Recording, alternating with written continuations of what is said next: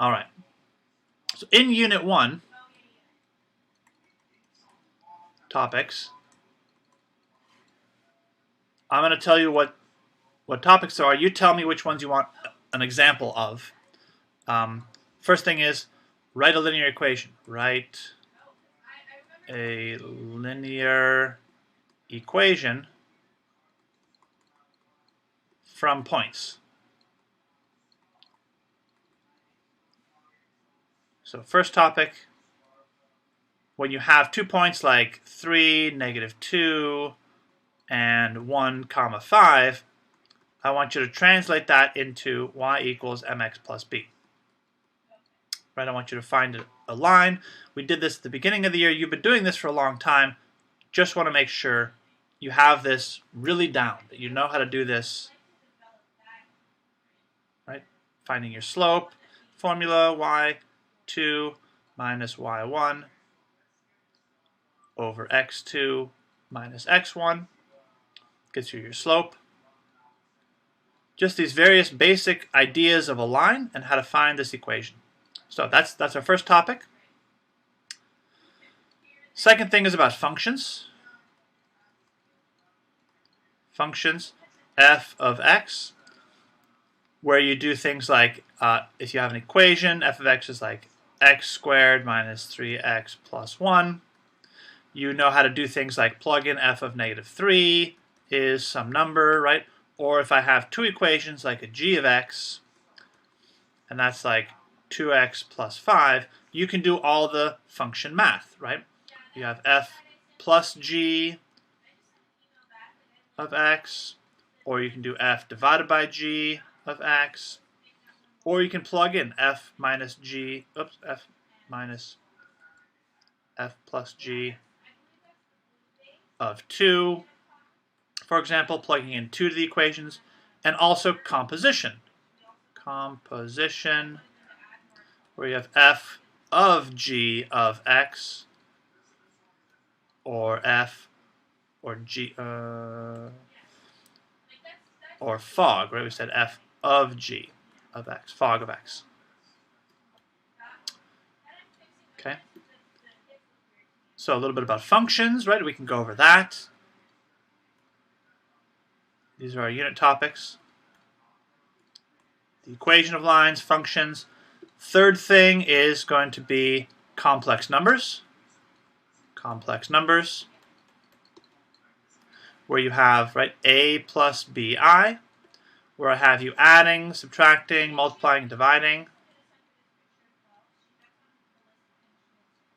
Multiplying complex numbers. And you know that I squared is -1. I to the third power, right, is negative I to the fourth power is 1, and it loops back over, right? Loops back over. I to the first power is square root -1, right? So your various exponents of I, make sure you know your exponents of I, how to add, subtract, multiply. And for division, I need you to know about the conjugate, right? Conjugate of I, where if you have 2 plus 3i divided by 4 minus 5i, when we do division, remember, division requires you to multiply the top and the bottom by the conjugate. 4 plus 5i. 4 plus 5i, because there's no i's on the bottom, everyone. I's up here, right? I's up here. So we fix that by multiplying by the conjugate using division. So I can go over that. This is just, again, a quick preview of the things that are going to be on this test. Last thing, number 4, is the fundamental theorem of algebra. Fundamental theorem of algebra, where that was finding the zeros of polynomials.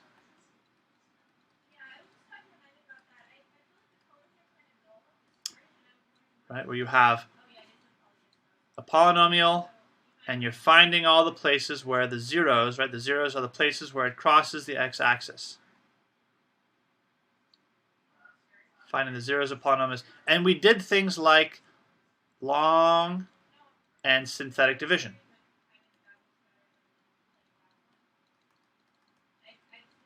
Knowing how to do long and synthetic division.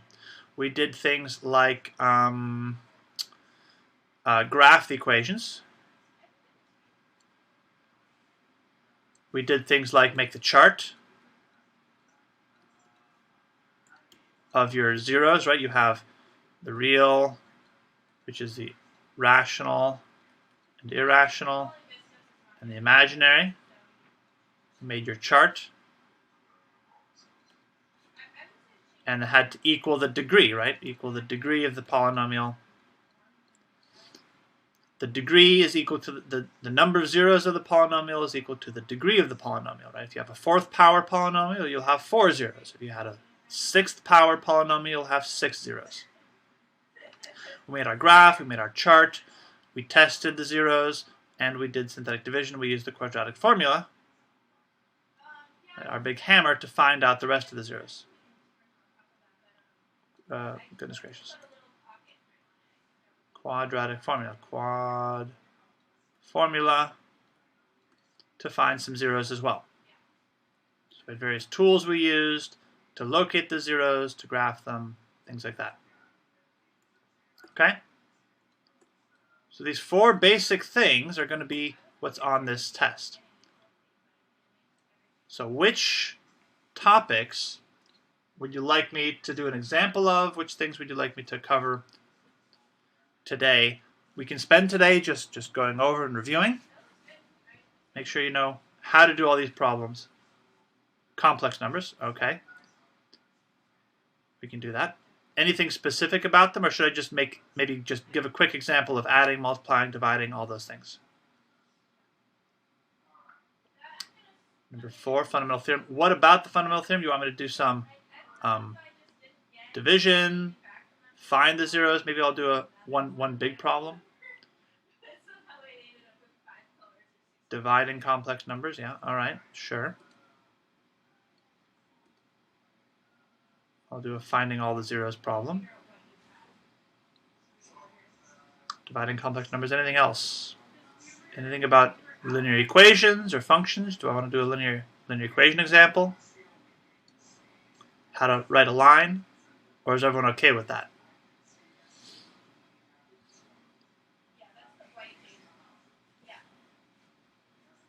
Any stuff about functions? Hopefully we have time for everything.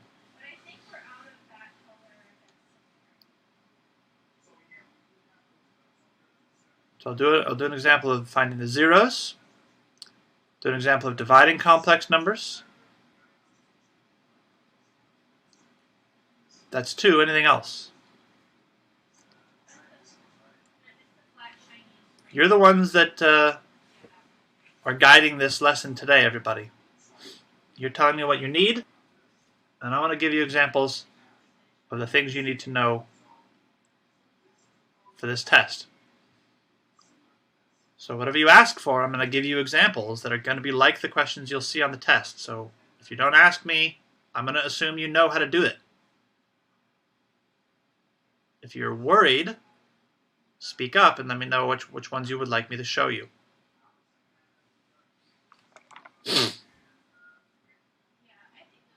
This is a perfect opportunity to get some big hints. And again, you can use these notes on this test. I'm not going to stop you. Use these notes. Use these examples as hints for what to do on this test. But you need to tell me which ones you want.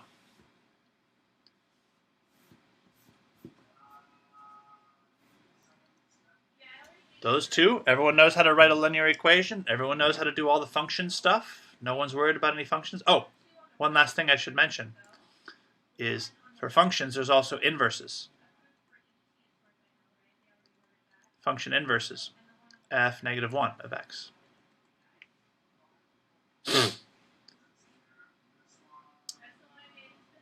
All of this, everything I listed here is going to be in the test, Isabella. Every single thing. Function inverses, definitely I can do that. Inverse functions, how to do that. Complex numbers, fundamental theorem, function inverse, very good. Every single question, every single thing that I listed here has at least one question on the test. Plugging in functions, adding, subtracting functions, writing a linear equation, complex numbers. Oh, also graphing complex numbers. I think I put a graphing question on there. Graphing complex numbers, finding zeros, doing synthetic division. All right, well, we'll start with these then. We'll go from here. So let me start with function inverses. Let's start from the top and work our way down. So function inverses, let me do that over here. Function inverses.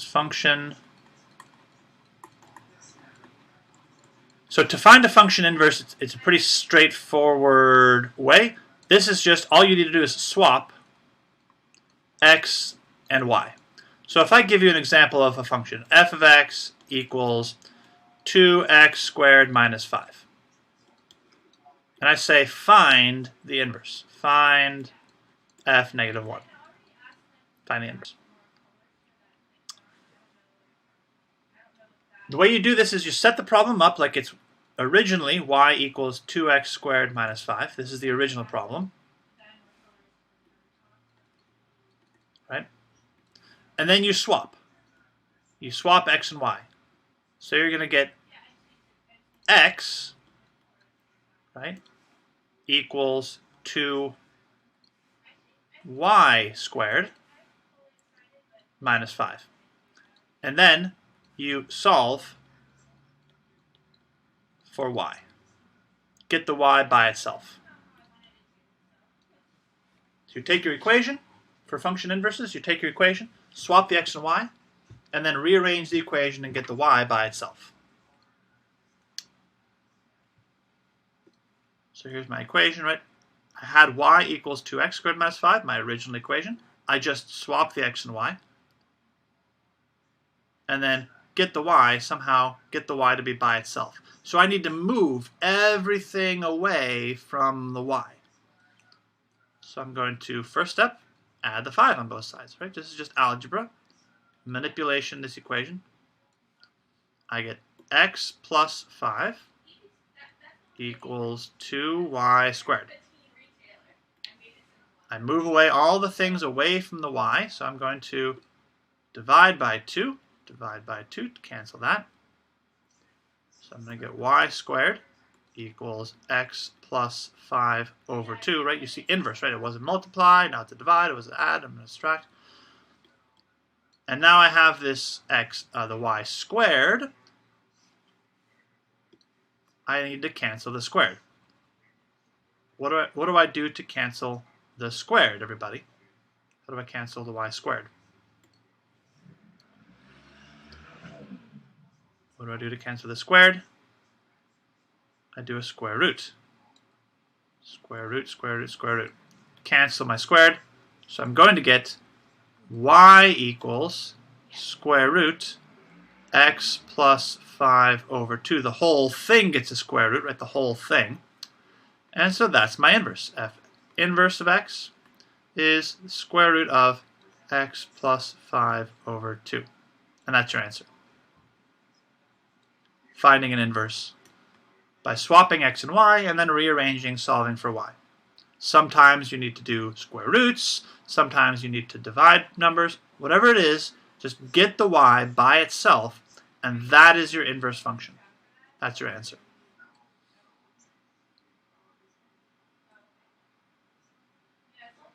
Good? It's okay?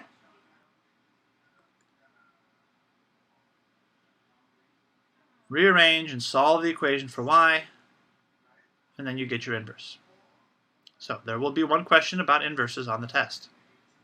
Make sure you know how to do that. What else was there? Function inverses, okay, those are fine. Complex numbers. Specifically dividing complex numbers, yeah? Let's look at dividing complex numbers.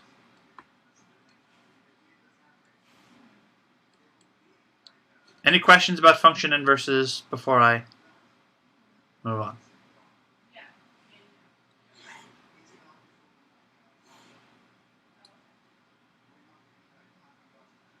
No?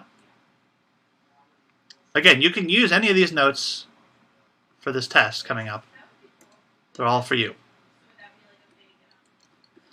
Complex numbers, and specifically division. So you'll be asked to maybe add some complex numbers. If I have 2 plus 3i, and I say, let's say, plus 1 minus 7i, and then I go like minus 4 plus I, you'll be asked to combine, right, complex number pieces. With complex numbers, when you combine them, you simply add like terms. Add like terms. So all the number parts get added together, right? The 2, the 1, and the 4. And all the imaginary parts get combined together. So you just combine the like terms. So I would get 2 plus 1 minus here. I need to remember to distribute this negative, and this is going to be plus negative 4 minus I. Make sure I remember how to do this. Minus I. If I have a minus sign here, it gets distributed. Make sure. 2 plus 1 minus 4 is going to be negative 1. 3i minus 7i minus I. That's 3, 2, 7, 6, 5 minus 5, 6, 5, 4, 3i? 4i. 5i? What this be? Minus 5i, pretty sure. So if you're adding, right, it's just combining the like terms. So if I have 3 imaginary numbers, 3 complex numbers, 2 plus 3i plus 1 minus 7i minus 4 plus I. When I combine these together, I just need to combine all the like terms. All the number parts would add there. So I'd have 2 plus 1. This was minus 4. 2 plus 1 is 3, minus 4 is negative 1. The I parts would also combine, right? 3i minus 7i is negative 4i. Minus 1, minus, because it was minus 1 more I. This minus here, I mean doing minus 4i minus 1 is minus 5i. This was a subtraction. I need to remember when I have a subtraction, I need to give the negative to both. I need to distribute my negative. Distribute your negative. Make sure you're distributing your negative. It was a plus I. It was plus I. It was like this. It was minus 4i plus minus 4 plus I. And when I distribute that negative, I change all the signs. Make this a plus, a minus, and a minus. So I flip all my signs, and I just have to keep track of my positives and negatives. Just keep track of your positives and negatives. The hard one is dividing, right? This is the one that's maybe confusing. Dividing. If I have, for example, 2 minus 3i divided by 4 plus I. To simplify a division, I need to use the conjugate. Remember, I have to cancel the I on the bottom. With complex division, I want to get rid of the imaginary part on the bottom. No I's on the bottom. I's up here. I's up here. No I's on the bottom.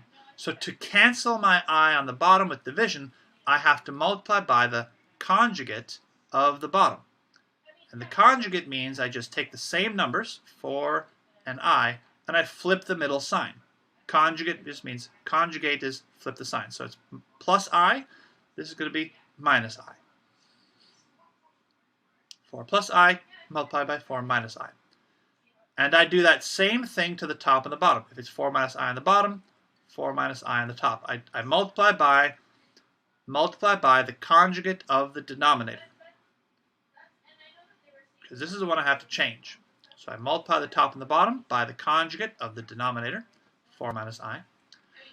And then it's just a multiplication. I need to do my distribution to the top and the bottom.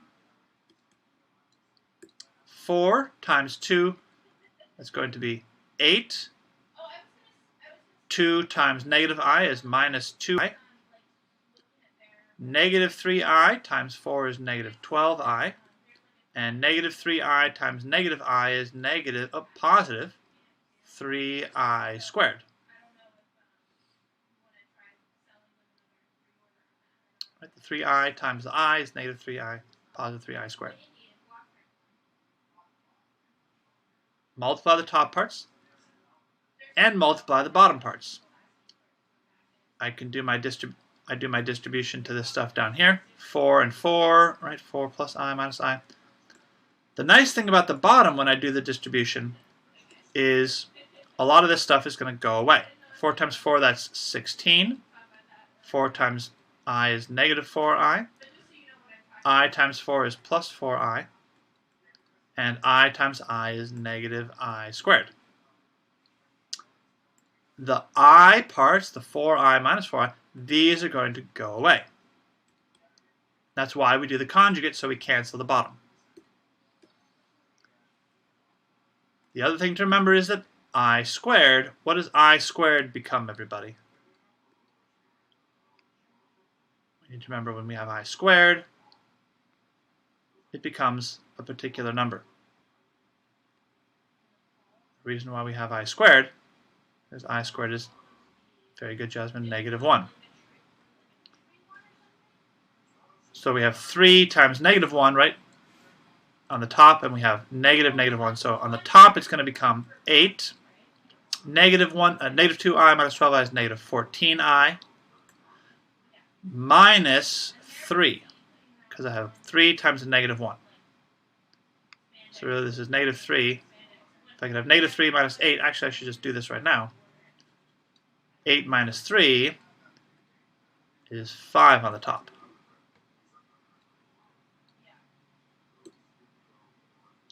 And negative 1 means this is a plus 1 on the bottom. 16 plus 1 is going to be 17 on my denominator. My I parts go away. I have a 17 on the bottom. And so my answer then becomes 5 over 17 minus 14 over 17i, or 14i over 17. And that is the complex number that we get by doing this division. This division becomes this complex number here. And I want you to separate it into the A part and the BI part. Remember, complex numbers have the A part and the BI part. There's 2 parts to it, right? So I want you to separate this division into the A part and the BI part. Separate into A plus BI parts. Okay.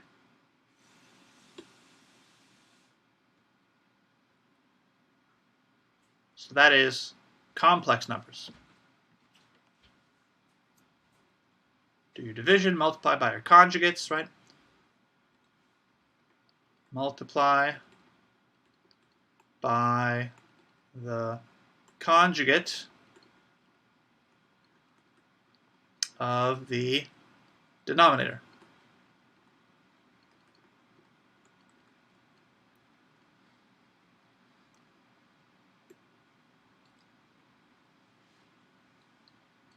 Okay? And for addition, subtraction, make sure you are adding the like terms. So a couple little tricks, hints for complex numbers.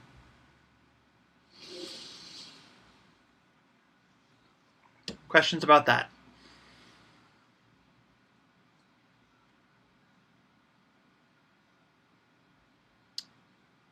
Any other complex number issues that you can think of that are coming up? Oh, what about this situation? What do I do if?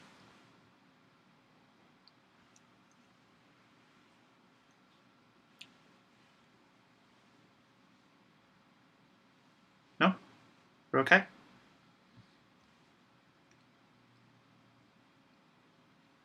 How did I get 17? 17. So 17 came because I had 16 from, right, when I did the multiplication of my conjugates on the bottom here. 4 times 4, that was 16. The I parts, the 4i minus 4i, those canceled. And then I had minus I squared. I squared is negative 1. So I have minus negative 1, which makes it plus 1. So I have plus 1, 16. 16 plus 1 is where I got 17.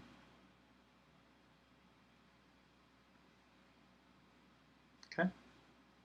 Yeah, be careful of your negatives and positives. Complex numbers, you really have to pay attention to the signs of all the pieces. I squared is negative 1. Okay, well, negative here, negative here. Negative and negative make a positive 1. Maybe I should write plus a little bit better here. This is plus 1.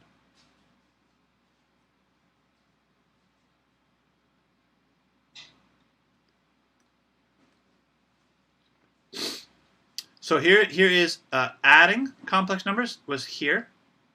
We did an example of adding complex numbers here, right? Where we have just a bunch of pieces where you just add the like terms together. Add all the number parts, add all the imaginary parts. But I can do a multiplication example. Well, a subtraction, we did a subtraction. A subtraction is right here. The only thing about subtraction is you need to distribute the negative. Just keep track of the negative sign, right? Distribute your negative. Make sure when you have a subtraction, distribute the negative. For minus, you need to distribute the negative.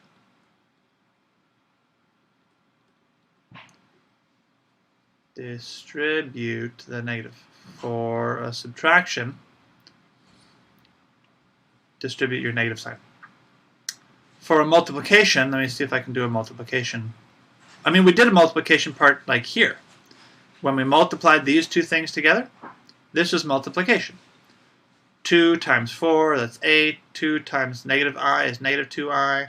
Negative 3i times 4 is negative 12i. Negative 3i times negative I is positive 3i squared. It's the same thing. Multiplication is just doing this. Doing this distribution. Multiply by, distributing, and simplifying.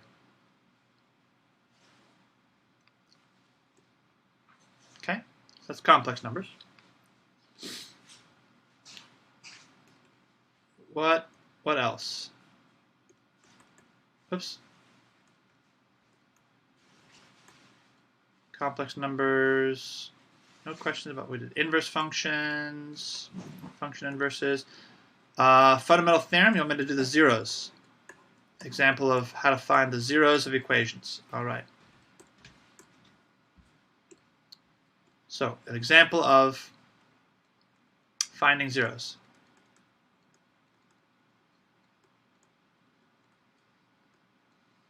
So, if I tell you to find all the zeros, find the zeros of this equation here. Y equals, let's see. I'm going to try to come up with an equation. I don't know if this is going to work, everyone. Give me a moment. Hold on. X cubed minus 3x squared plus 2x minus 1. Don't write this down quite yet. Let me just make sure that I can. Good problem here. Hold on. Let's do some kind of x cubed situation today. X to the third power minus 2x squared plus 3x minus 1. Let's make this plus. Let's make this minus.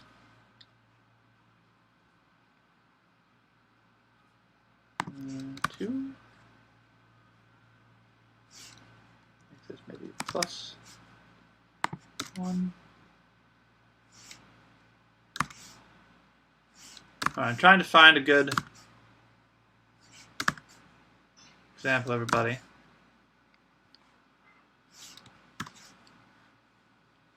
Oh, here we go. Here's a good one. Great. All right. The one I want, ignore this. Ignore this. Here's what I want. It's x cubed plus 2x squared minus 3x minus 6. Perfect. There we go. That's a little bit better. So I want to find all the zeros of this equation. And what we've done to find the zeros, first of all, I want to make a chart. Let's make our chart, where we want to find out what possibilities we have for this situation. So in our chart, let's make a zeros chart. It's a zeros chart. We have our real zeros and our imaginary zeros, imaginary. And in the real zeros category, we had our rational zeros, rational, and we had our irrational. So we have this chart to kind of imagine what possible zeros we could come up with, what the possibilities are for this situation. Right? We talked about the possibilities.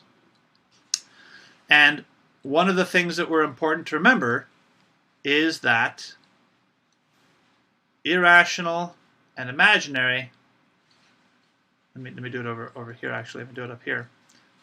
Irrational and imaginary always, or must, I should say, must come in pairs. Must come in pairs. There's always 2 or 4 or 6 of these irrational and imaginary zeros. Rational can be any number you want. Rational zeros, there can be any number. Can be any number. But imaginary and irrational have to come in pairs. So when we imagine the chart, we think the total number of zeros has to be equal to our degree. 3 was the degree, right? This was the degree. Our function is going to have 3 zeros in total. And so if we imagine the chart, we think of all the different arrangements we can have. We could have all 3 of them be rational, no imaginary, no irrational. That's one possibility in my chart. One possibility. Another possibility is that I could have, well, I have to come in pairs. So I could have 2 irrational. That would mean I have no imaginary and have to have 1 rational. Or I could have 2 imaginary. That would mean I have no irrational and 1 rational. Are there any other possibilities I'm not thinking about? What if I had 0 rational? Is that possible? I have 3 I have to put somewhere. I have maybe, I have 3 zeros. I got 2 here, 1 here. No, not going to work, right? Not going to work, not going to work. Can I have 2 rational zeros? I have 1 left over. Can I put 1 here or 1 here? No, not going to work. So the only possibilities are these 3 listed here. So I need to figure out which one of these 3 is the correct situation. Do I have all of them rational? Do I have 1 rational and some imaginary? Or do I have 1 rational and some imaginary? And this is where we go to the graph. Go to our graph, and we see what's the equation. So let me show you the Desmos graph of this. Here's my graph. 3x squared plus 2x minus 3x minus 6. Here's our equation. So it does cross 3 times, so I'm definitely going to have 3 rational zeros, or 3 real zeros. But these ones are not rational numbers. They're irrational. This one, oh, -2, look at that. There's a real 0. I got a -2. Wonderful. I've got a -2, and I've got 2 other rational zeros. They're touching the line, but they're not like fractions. They're like crazy decimals. 2 other real zeros, but they're irrational numbers. So 1 rational 0, 2 irrational zeros. I have my -2. I'm going to keep that in mind, -2. So if we go back to our whiteboard, the one that is correct is this one here. I have 1 rational 0. I know my zeros. I have 3 of them, x equals. I know that one of them is -2 from the graph.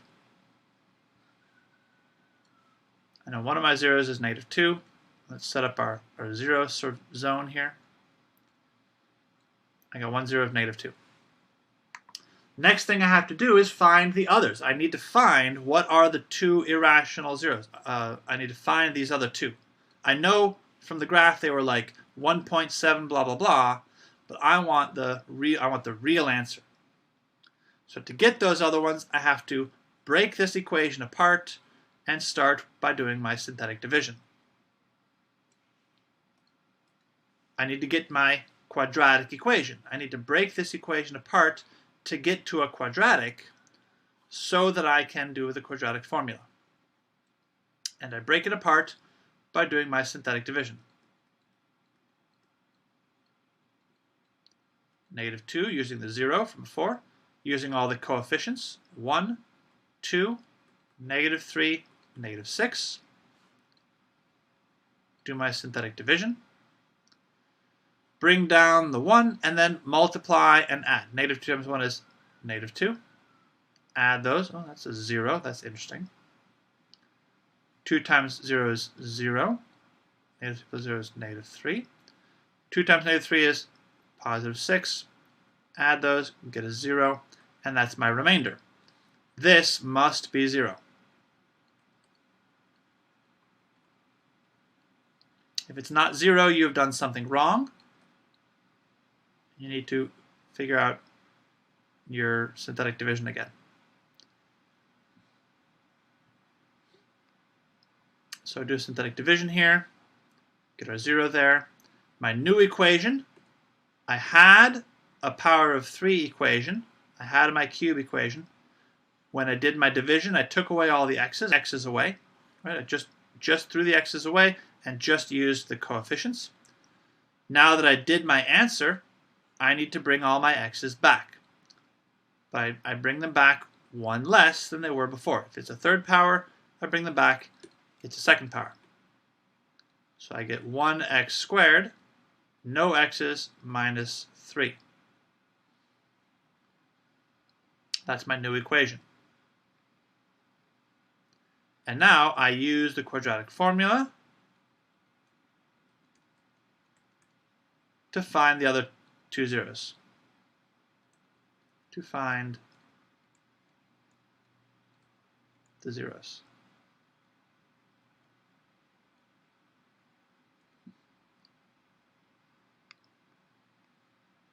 So I've got, remember, quadratic formula is A, B, and C. This is my A number, this is my B number, and this is my C number. Right? A, B, and C. So I could use the quadratic formula, or this is rather nice, this one, this x squared minus 3. I could solve this by equaling it to 0 and doing some manipulation. Right? This is a problem I can solve using algebra. I could say x squared minus 3 equals 0. right? Add the 3 to both sides. Add 3, right? I would get, I'm running out of space here, everybody. I would get x squared equals 3, square root both sides, and I get x equals plus or minus square root 3. So that's the easy way to do this one. Because it did not have a b term, I could just solve it. I could just make it equal 0. And that would be my other zeros. That's one way I could do this. But if we don't have, if we have a b, if we don't have this situation, safer to use the quadratic formula. Use the quadratic formula, solve this, get the 2 other zeros. So plus or minus root 3, those are my other 2 zeros, square root of 3 and negative square root of 3. You'll always have a positive and a negative. Okay?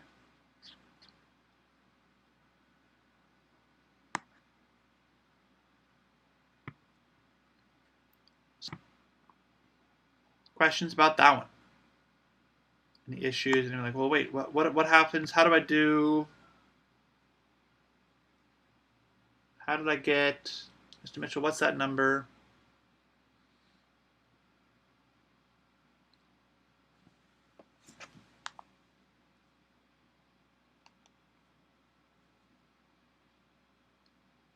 Now is the time to ask.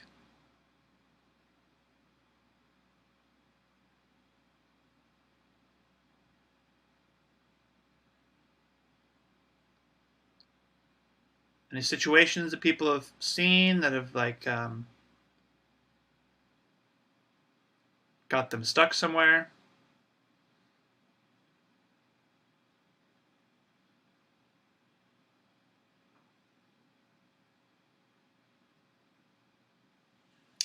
I am unable to move it up. You know, maybe I can.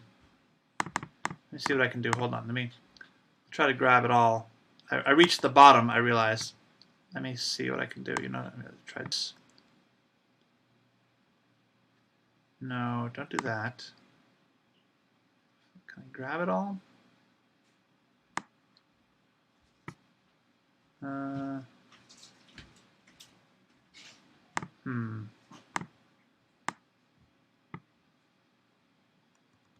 Nope. Let's see. Oh, there we go. There we go. There we go. Aha. Excellent.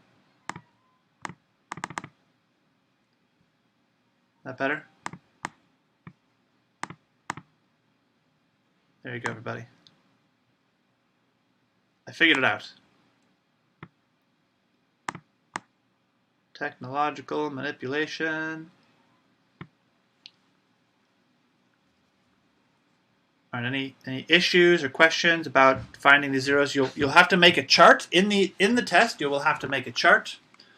You'll have to determine which section of the chart is the correct section. Show me which section is correct, and then find all the zeros that you found using the synthetic division, using the quadratic formula, or by solving.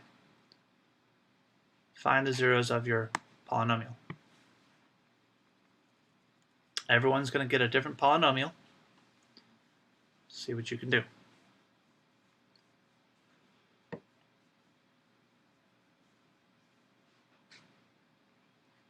All right.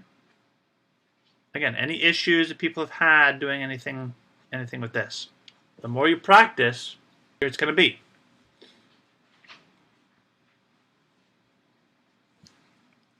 All right, we've got about 10 minutes. Any last questions about our test, or any other pieces about it? Functions, or solving linear equations, y equals mx plus b,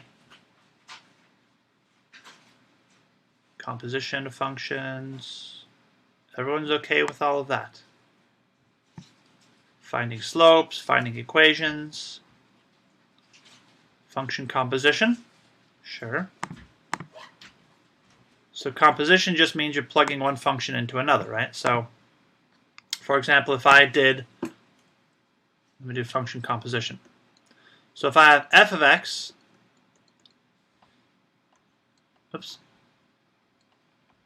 if I said f of x was 2x squared minus 5, and g of x was equal to 1 over x plus 2. If I wanted to say what is f of g of x, right? If I wanted to move this closer, f of g of x, right? What this means, what f of g of x means, is that I take the g equation, the whole g equation, and I put it inside of the f equation. So I take the whole g equation and I put it inside the x of f. Right? G is on the inside. So my equation is going to be 2 and then parentheses 1 over x plus 2 and then everything else, squared minus 5.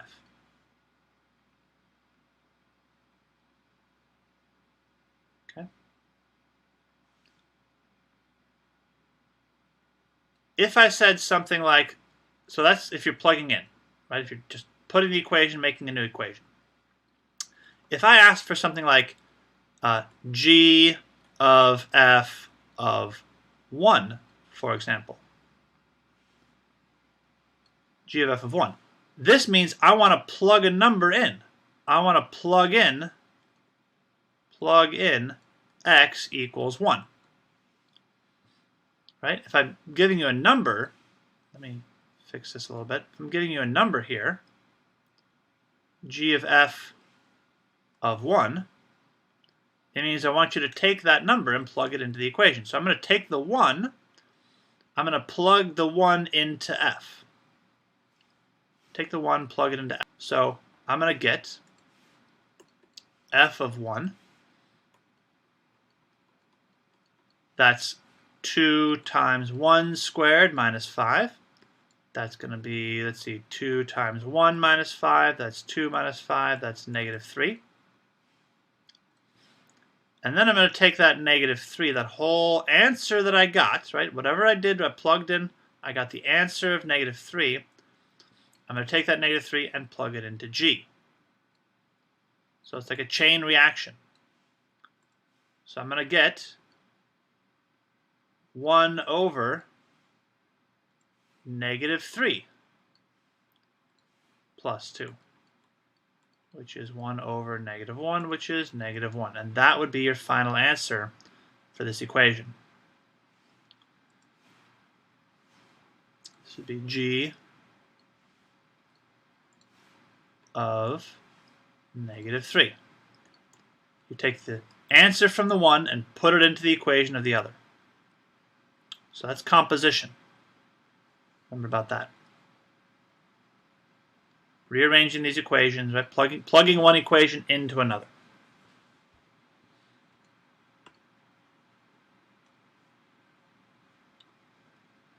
Pearl, you asked about the graph. I don't know. What do you mean about the graph? Do you mean... So, first of all, everyone okay with composition? Good with that?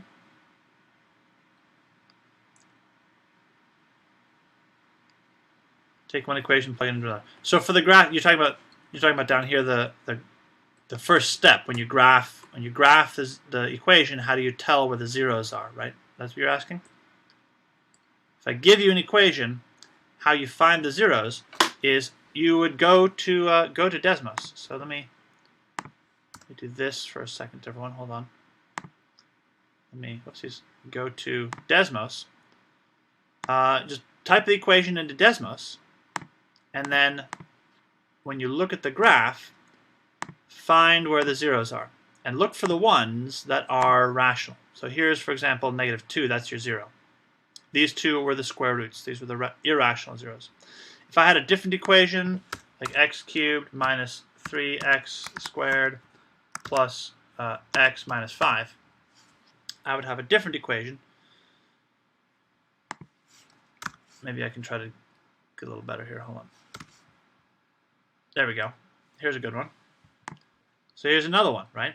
So I plug in my equation into Desmos, graph it, and I look at the zeros. Here I have a 0 at 3, and here I have two irrational zeros. This would be irrational because they're, I'm sorry, not irrational, they'd be imaginary because they don't touch the axis. These would be imaginary zeros.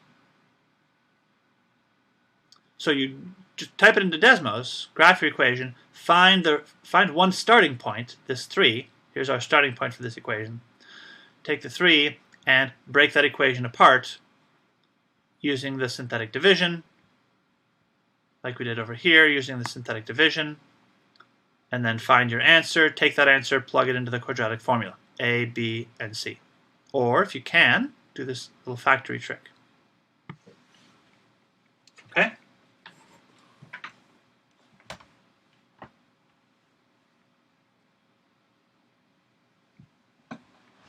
Okay, everyone good? Any questions, concerns, worries? Whoop. I'm in black. All right, so your review homework. It's page 253. Section reviews, numbers 1, 4, 6, 9 through 13 all, and 17 to 22 all. So those are the questions I would practice. Go over that. 1, 4, 6, 9 to 13, all of those, practicing functions, and 17 to 22, all practicing your zeros and complex numbers.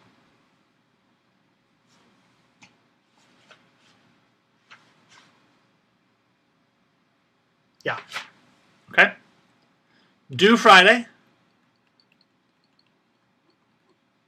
Due Friday. And, of course, always the Khan Academy.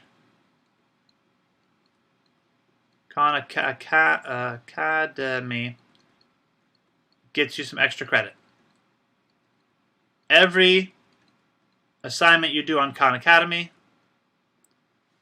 each one you do in our section, I've posted all the links there. All the Khan Academy assignments you do, each one gives you some extra credit. Depends on the question, depends on which one you do, but it tallies it for me, so I keep track of all that. But every Khan Academy practice you do gets you some extra credit, so work on those. This review assignment, page 253, I'll post that up to Schoology. Next time I see you will be on Friday on our test. It's going to be on paper. Got that. But that's it, everyone. Enjoy your lunch. Thank you very much, everyone. Good luck, and I'll see you next time. Have a great day.